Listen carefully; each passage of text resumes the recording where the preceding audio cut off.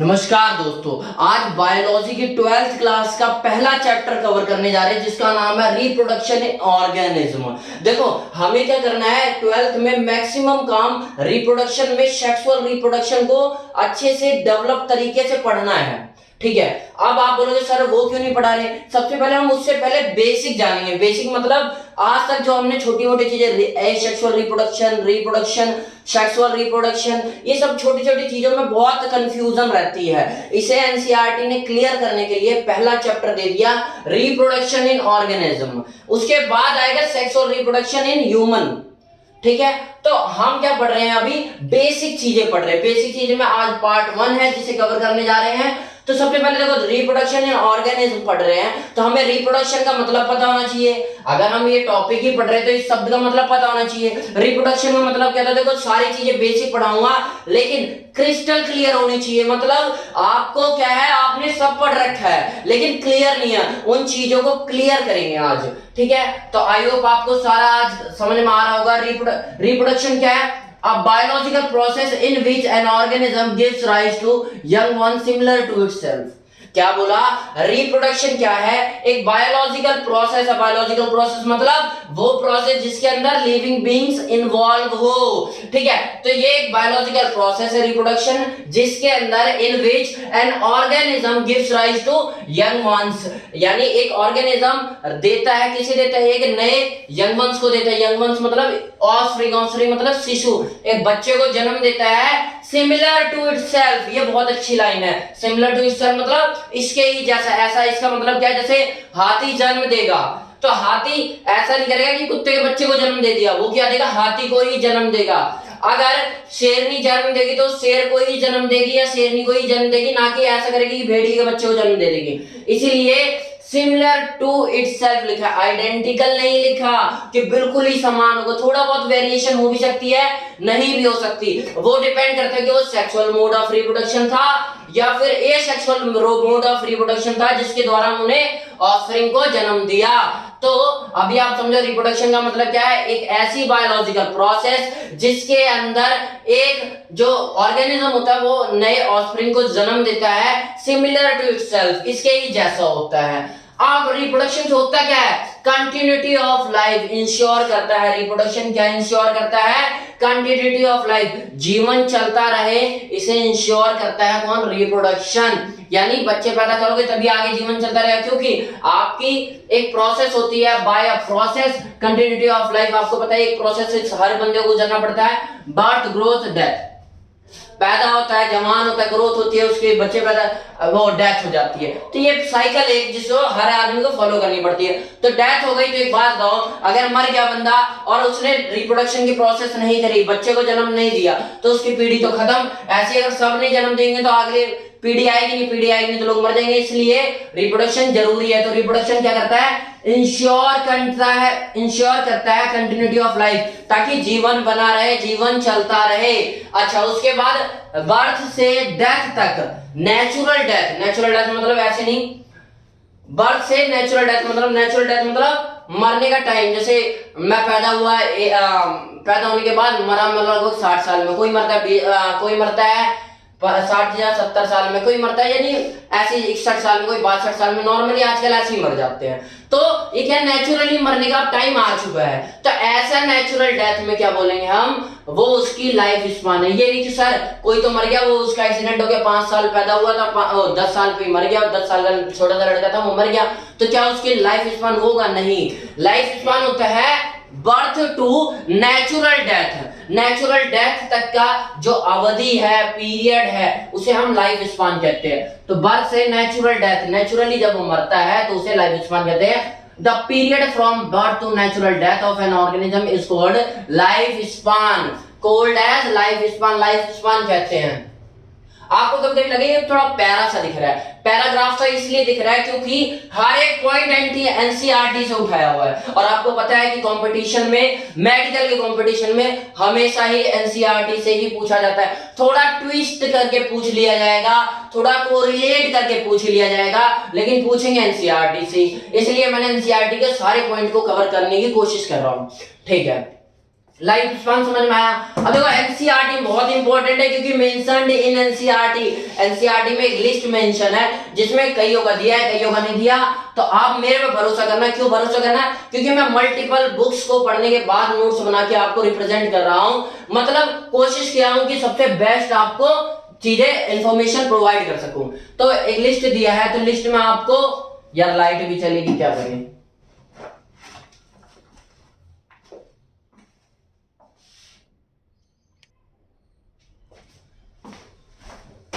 जानता था लाइट आ जाएगी, इसलिए जब तक मैं मुंह धो लिया और तब तक लाइट भी आ गई। अच्छा कंटिन्यू करते हैं। तो मैं क्या बता था, लाइफ स्पान एनसीईआरटी में दिया हुआ है एक लिस्ट जिसे आपको मोस्ट इंपोर्टेंट है याद करनी है। एनसीईआरटी मतलब मेडिकल के बच्चों के लिए भगवत गीता मान लो भाई, रामायण कुरान हमारी वही है एनसीईआरटी। एनसीईआरटी को चाट जाओ अगर आपको एंट्रेंस अच्छी रैंक से क्लियर करना है। तो उसके अंदर देखो एलिफेंट के क्या है, सबकी क्या दे रखा है, लाइफ स्पान दे रखा है। तो एलिफेंट का लाइफ स्पान 60 से 90 ईयर्स, मैं बोल के इसलिए बता रहा हूं क्योंकि आप डाटा के साथ ये ना हो कि डाटा में थोड़ा बहुत मिसकैलकुलेशन हो जाए, मिसअंडरस्टैंडिंग, इसलिए क्लियर बोल भी रहा हूं और लिख भी रखा हूं। तो आप ध्यान से देखता जाओ, डाटा है जो आपको सीधा सीधा रट्टा मारना है। ठीक है, अब रट्टा मारना है मतलब ये नहीं कि रटते रहना, जितनी बार आप पढ़ोगे ना मल्टीप्लाई अपने आप धीरे धीरे याद ही हो जाएगा। एलिफेंट की होती है 60 से 90 साल, डॉग की होती है 20 से 30 ईयर, और बटरफ्लाई की होती है यानी तितली की 1 से 2 वीक, क्रो की होती है यानी कौवे की होती है 15 ईयर, और हॉर्स की होती है 60 साल, क्रोकोडाइल की होती है 60 साल, और फिर फ्रूट फ्लाई की 30 दिन होती है। फ्रूट फ्लाई यानी फलवाड़ा कीड़े की क्या होती है, 30 दिन की होती है। काव मतलब भैंस, क्रो और काव में डिफरेंस वो थोड़ा ध्यान से देख लेना। काव की होती है 20 से 25 साल, और जबकि क्रो की क्या होती थी 15 साल। उसके बाद पैरेट की क्या होती है 140 साल, रोज की क्या होती है 5 से 7 ईयर्स, बनाना ट्री की क्या होती है 25 साल। बनाना ट्री को कभी दूसरे नाम से भी बोल देते हैं, also known as underground tree. Underground tree के नाम से पूछ लिया जाता है, तो आपको पता होना चाहिए। उसके बाद होती है राइस प्लांट, राइस प्लांट की क्या होती है 3 से 4 मंथ। उसके बाद आता है बनियन ट्री, बनियन ट्री मतलब बरगद का पेड़, उसकी क्या होती है 200 ईयर। अब बोलो सर टोटोइस का भूल गए थे, बोला नहीं था, सबसे लास्ट में लिखा क्योंकि इसके बारे में कुछ बताना जरूरी था। टोटोइस की होती है 100 से 150 ईयर्स। टोटोइस और टर्टल में बस इतना आता है, टोटोइस होते हैं लैंड ड्वेलर, होते हैं ड्वेलर मतलब रहने वाले, लैंड पर जमीन पर रहने वाले, स्थल पर रहने वाले। उसके बाद देखो लाइफ स्पान से जुड़ा और फैक्ट जान लो, नो इंडिविजुअल इज इंपॉर्टेंट। यानी लाइफ स्पान मतलब क्या बोला, लाइफ स्पान मतलब बर्थ से डेथ तक, तो यानी सारे इंडिविजुअल को मरना ही मरना है, इमोर्टल कोई नहीं है, अमर कोई नहीं है। ठीक है, लेकिन except single celled organism. Single celled organism मतलब जिसके पास सिंगल, वो ऑर्गेनिज्म जिनके पास सिंगल एक ही सेल है, एक ही सेल है। तो आपको पता है कि वो रिप्रोडक्शन कैसे करते हैं, पहले वो बड़े होते हैं, बड़े होके ग्रोथ डिवाइड हो जाते हैं, यही तो काम होता है। ठीक है, आपको भी पता है। तो इसीलिए क्योंकि भाई देखो रिप्रोडक्शन में 2 बन गए, मरे कहां है भाई, 2 से 2 से 4 बना देंगे। तो सारे इंडिविजुअल इंपॉर्टेंट नहीं होता, कोई भी इंडिविजुअल इमॉर्टल नहीं होता, अमर नहीं होता except single celled organism, because cell division is itself a mode of reproduction. इनका सेल डिवीजन ही मोड ऑफ रिप्रोडक्शन है। उसके बाद like cancerous cell, cancerous cell का अनकंट्रोल्ड डिवाइड करती जाती है, तो मरेगी कहां से, कब तक नहीं मरेगी, ऐसा नहीं है मरेगी नहीं, जब तक अवेलेबिलिटी ऑफ फूड होगी, जब तक फूड रिसोर्स खाने का कुछ प्रेजेंट रहेगा, जब तक वो मरेंगे नहीं नेचुरली। ठीक है, because they continuously divide होते रहेगी continuously, so till the available of resources of food के resources जब तक present available होंगे, they cannot be naturally death, इसलिए उन्हें बोला जाता है इमोर्टल है, बाकी छोड़ के सारे इंडिविजुअल कोई इमोर्टल नहीं है। ठीक है, उसके बाद लाइफ स्पान से जुड़ा रिलेटेड फैक्ट हम जान लो कि डिपेंड्स ऑन क्वालिटी ऑफ, कितना लाइफ स्पान होगा, बंदा कितने साल तक जीवित रहेगा, लगभग वो कैसे डिसाइड होगा, depend on quality of genes and environment. Gene मतलब जीन्स कहते हैं, इंटरनल फिजियोलॉजी कैसी है, यानी वो जैसे आपको पता है यूपी बिहार के जितने बंदे होते हैं वो लगभग जल्दी मर जाते हैं, जबकि हरियाणा पंजाब इन लोगों को देखोगे तो कम से कम 5 से 10 साल ईयर एवरेज ईयर ज्यादा जीते हैं। ये मैंने डाटा कहता है, और वो इसलिए क्योंकि उस स्टेट की प्रॉस्पेरिटी यानी समृद्धि ज्यादा है, उनके इंटरनल फिजियोलॉजी जीन्स इस टाइप के डेवलप हो गए हैं जो ज्यादा टाइम तक जिंदा रहे, और यूपी बिहार के लोगों के साथ नहीं हो पाता। तो आई होप आपको समझ में आ रहा हो, लाइफ स्पान डिपेंड कर रहा है जीन्स पर, यानी इंटरनल फिजियोलॉजी कैसी है, और एनवायरनमेंट यानी हैबिटेट कैसा है, आवास कैसा है। मैंने इसकी जगह पे ये नाम, इसकी जगह पे ये नाम इसलिए लिख दिया, कई बार इंटर कन्वर्स करके पूछ लिया जाता है एग्जाम में, इसलिए मैंने दोनों लिख दिया कि आप कंफ्यूज ना हो। और सारे एनसीईआरटी के पॉइंट है बस ये है, इन दो शब्दों को उठा के एक नई लाइन बना दी, इन दो शब्दों को उठा के एक नई लाइन बना दी। तो हम क्या कोशिश करेंगे भाई, short to short, point to point जो बातें वो बताई जाए। उसके बाद एनवायरनमेंट क्या है, because large diversity in our biological environment, क्योंकि आपको पता है एनवायरनमेंट में बहुत सारी डाइवर्सिटी प्रेजेंट, डाइवर्सिटी मतलब विविधता, बहुत सारे जीव प्रेजेंट अलग अलग टाइप के। तो each organism has evolved its own mechanism to multiply and reproduce offspring.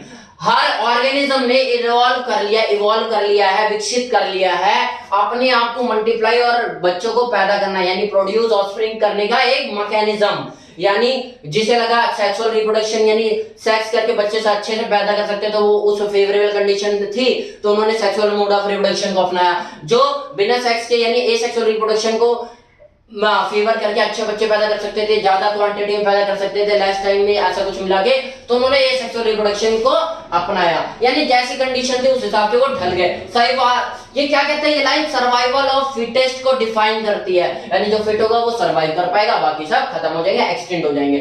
So based on participation of one और टू, अब एक का पार्टिसिपेशन या दो का पार्टिसिपेशन, क्या बोला, अपनी मैकेनिज्म कैसे वो हाउ दे रिप्रोड्यूस, कैसे वो रिप्रोड्यूस करेंगे, उसके लिए उन्होंने मैकेनिज्म डेवलप कर लिया। मैकेनिज्म मतलब या तो सेक्सुअली करेंगे या एसेक्सुअली करेंगे। एसेक्सुअल रिप्रोडक्शन को, चलो इन दोनों में आप डिफरेंस जान लो, एसेक्सुअल और सेक्सुअल रिप्रोडक्शन कैसे बताया गया। अगर एक ही पेरेंट अपने ऑफस्प्रिंग को जन्म दे देता है तो वो सेक्सुअल रिप्रोडक्शन, एसेक्सुअल रिप्रोडक्शन है। और जहां पर दो पेरेंट अपोजिट सेक्स, एक मेल हो तो एक फीमेल हो, या ये फीमेल हो तो ये मेल हो, ऐसा कुछ भी अपोजिट सेक्स के जब इन्वॉल्व होंगे यानी टू पेरेंटल यानी बाई पेरेंटल, बाई मतलब दो पेरेंटल कौन से होंगे, सेक्सुअल रिप्रोडक्शन होगा। तो अब छोटे छोटे पॉइंट है, देखते जाओ, ध्यान से देखते जाओ, क्योंकि यही चीजें क्या होती है आगे कंफ्यूजन करती है। एनसीईआरटी में साफ साफ लिखा हुआ है ये चीज, तो ध्यान से देखना क्या है। When offspring is produced by a single parent with or without the involvement of gamete, क्या बोला मैंने, when offspring is produced, जब offspring produce करता है by a single cell, by a single parent, एक single parent involve होता है जब offspring produce होता है एक सिंगल पेरेंट के द्वारा, विद और विदाउट इन्वॉल्वमेंट ऑफ गैमेट। आपने बोला सर गैमेट इन्वॉल्व होगा यानी फ्यूजन होगा यानी मेल और फीमेल दोनों मिलेंगे, जरूरी नहीं है, गैमेट हो सकता है मतलब विद और विदाउट। जनरली क्या होगा, जनरल केस में यानी नॉर्मली क्या होगा, विदाउट इन्वॉल्वमेंट ऑफ गैमेट होगा, लेकिन विद और विदाउट लिख दिया, एनसीईआरटी ने लिखा है, तो हमें मतलब जानना नेसेसरी है, अनिवार्य है भाई। क्या है, विद का मतलब एबनॉर्मली यानी हो भी सकता है, बट मैंने लास्ट नीचे भी लिख दिया है कि क्या, कौन सा लिखा है मैंने, एक पॉइंट लिखा है, आप देख लेना कोई सा, पर अभी आप देखो विद का मतलब क्या है, एबनॉर्मल कैसे जाए, मतलब जैसा हनी बी है, हनी बी क्या करेगा, गैमेट फॉर्म तो होगा, अब गैमेट फॉर्मेशन होगा तो आप बोलोगे सेक्सुअल रिप्रोडक्शन करेगा, लेकिन उस गैमेट का फर्टिलाइजेशन नहीं होगा, फर्टिलाइजेशन नहीं हुआ लेकिन गैमेट तो इन्वॉल्व था, तो क्या बनेंगे, ड्रोन बनेंगे। इसकी कहानी मैं आपको अच्छे से डिटेल बताऊंगा आगे, बस इतना जान लो, गैमेट बनेगा लेकिन फर्टिलाइजेशन नहीं होगा, तो क्या जाइगोट नहीं बनेगा, तो हम क्या बोलेंगे, जैसे इसके अंदर क्लोन बनते हैं, इनके अंदर क्या बनते हैं, जाइगोट, ठीक है भाई। तो मैंने क्या बोला कि इसके अंदर क्या होगा, गैमेट बनेगा लेकिन फर्टिलाइजेशन नहीं होगा, तो गैमेट का इन्वॉल्वमेंट है, एक पेरेंट हनी बी ने डायरेक्ट इन्वॉल्व ड्रोन को जन्म दे दिया बिना मेल गैमेट उसके दूसरे गैमेट के बिना जन्म दे दिया, बिना फर्टिलाइजेशन के जन्म दे दिया, इसलिए इसे एसेक्सुअल रिप्रोडक्शन कहा गया है, क्योंकि यहाँ पे सिर्फ एक ही पेरेंट इन्वॉल्व है, हनी बी, ठीक है, हनी बी। अच्छा आगे देखते हैं, ओनली मियोसिस अक्कर, इसके अंदर मियोसिस, अब आप बोलोगे सर मियोसिस क्या होती है, आई होप आपको 11th क्लास में अच्छे से पढ़ के आए होंगे, अगर नहीं पढ़े तो मैं इसके चैप्टर में डिटेल इन्हें अच्छे से हाथों पे रटवा दूंगा कि मियोसिस, मियोटिक, मियोसिस, ऐसे बहुत सारे शब्द होते हैं जो आपको कंफ्यूज करते हैं, उनके बारे में बस आप अभी फैक्ट जानते जाओ। इसके अंदर मियोसिस इन्वॉल्व होगी। अब इसके बारे में जान लो, व्हेन टू पेरेंट, जब दो पेरेंट इन्वॉल्व होंगे अपोजिट सेक्स के participate in the reproductive process में पार्टिसिपेट करेंगे दो पेरेंट, और दोनों पेरेंट कैसे होने चाहिए, अपोजिट सेक्स के, और also involve of fusion of male and female gamete, male और फीमेल गैमेट जो है उनका फ्यूजन होगा, तो उस टाइप के मोड ऑफ रिप्रोडक्शन को हम कहते हैं सेक्सुअल मोड ऑफ रिप्रोडक्शन। अच्छा, इसके अंदर क्या था हमारा, सिर्फ मियोसिस हो रहा था, इसके अंदर माइटोसिस और मियोसिस दोनों होगा। उसके बाद gamete present, if gamete present, मैंने देखो बोला ना ऊपर वाले पॉइंट फिर आ गया, वही जो मैं आपको बोला था देख लेना, विद मैंने बोला ना गैमेट प्रेजेंट होगा, तो अगर गैमेट प्रेजेंट है तो वो मैंने क्या बोला, फर्टिलाइजेशन यहां नहीं हो रहा था, इसी तरह नेवर फ्यूज यानी फर्टिलाइजेशन नहीं होगा। और ये बड़े नीचे एरो दिखा दिया, मतलब बहुत कम रेयर केसेस में ऐसा पाया जाता है, जैसे एल्गी, एक और एग्जांपल देख लो, एल्गी, कौन सी algae, special gas of algae है ये, ए जाइगोस्पोर, ए जाइगोस्पोर, ठीक है। अब तो नंबर की बात कर लेते हैं, नंबर इसके अंदर ज्यादा क्वांटिटी में, एसेक्सुअल रिप्रोडक्शन के फायदे क्या है, जो ऑफस्प्रिंग पैदा होगी वो ज्यादा क्वांटिटी में पैदा होगी, तो सर्वाइवल के जो चांसेस है वो बढ़ जाएंगे, और in short time, short time, come time लेगी। लेकिन सेक्सुअल रिप्रोडक्शन जैसे देखते हैं हाथी, आदमी, ये सारे 9-9 महीने बच्चे को पेट में लिए रहते हैं, उसके बाद इनके बर्थ होता है, तो एक बच्चा आ रहा है वो भी 9-9 महीने बाद, तो ऐसा केस में होता है sexual reproduction, sexual mode of reproduction में। और इसके अंदर यानी इसके अंदर नंबर ज्यादा होंगे कम शॉर्ट टाइम में, लेकिन इसके अंदर नंबर भी कम होगा और लार्ज ज्यादा टाइम भी लगेगा। डिफरेंस है छोटे छोटे जो आपको पता होने चाहिए। रेफर्ड एज एपोमिक्सिस, जहां हम कहीं भी पढ़ ले एपोमिक्सिस, वहां समझ जाना क्या एपोमिक्सिस का मतलब, यहाँ पे एसेक्सुअल रिप्रोडक्शन का जिक्र हो रहा है, संदर्भ में बात की जा रही है। एपोमिक्सिस, एपोमिक्सिस मतलब यूनिपेरेंटल, एक पेरेंट इन्वॉल्व होगा। और जहां पे amphi referred as amphimixis, amphi मतलब दो होता है लगभग, तो दो मतलब बाई पेरेंटल, जहां पे सेक्सुअल रिप्रोडक्शन की बात चल रही होगी वहां पे एम्फीमिक्सिस से डिनोट कर दिया जाता है कई बार। अच्छा, उसके बाद क्लोन्स, इसके अंदर मैंने देखो ऊपर ही लिख दिया जाइगोट बनते हैं, इसके अंदर बनता है क्लोन। क्लोन क्या होता है, मतलब बोलते हैं नहीं, जैसे शक्तिमान में भी आप अगर शक्तिमान देखते हो तो आपको पता होगा कि हाँ भाई वो उसका क्लोन बन गया, वो उसका क्लोन बन गया। इसी तरह क्लोन्स क्या होते हैं, आर फॉर्म्ड, क्लोन बनते हैं। क्लोन क्या होता है, morphologically and genetically similar individual. देखो क्रॉसिंग नहीं होती, क्रॉस ओवर कुछ नहीं होता, तो इसके अंदर क्या होता है, जो इंडिविजुअल बन के आते हैं वो बिल्कुल बिल्कुल अपने माता पिता के समान ही होते, बिल्कुल सेम होते, मॉर्फोलॉजिकली भी और जेनेटिकली अंदर से भी बाहर से भी बिल्कुल सेम होते अपने पेरेंट्स की तरह। जबकि आपने देखा आपके पापा की शक्ल और मम्मी से बन के आए तो आप बिल्कुल उनके जैसे दिख रहे हो, आप तो थोड़ा बहुत अलग रहते ही रहता है। तो इसके अंदर क्या होगा, बिल्कुल सेम होगा, तो वो सेम जो ऑफस्प्रिंग बन के आएंगे उन ऑफस्प्रिंग को कहा जाता है क्लोन, ठीक है। जैसे ये इसका क्लोन है, ये इसका क्लोन है, तो एक रिस्पेक्टिव वर्ड है। एक एग्जैक्ट यूनिट को क्या बोलेंगे, एक इंडिविजुअल को क्या बोलेंगे, तो उसे रैमेट बोलते हैं। तो आपको ये पता होना चाहिए, इसमें बच्चे बड़े कंफ्यूज होते हैं। एक क्लोन के इंडिविजुअल को हम रैमेट कह देते हैं। उसके बाद यहाँ पे जाइगोट बनता है, बता दिया मैंने, because of involvement of germinal cell. देखो सेक्सुअल रिप्रोडक्शन में जर्मिनल सेल, जर्मिनल सेल मतलब रिप्रोडक्टिव सेल्स होती है, उन्हें जर्मिनल सेल्स कहते हैं, और जो नॉर्मल सेल्स होती है उसे सोमेटिक सेल बोलते हैं। तो यहाँ पे because of involvement of germinal cells called as a somatogenetic genic reproduction. क्या बोला, ए सोमेटोजेनिक रिप्रोडक्शन।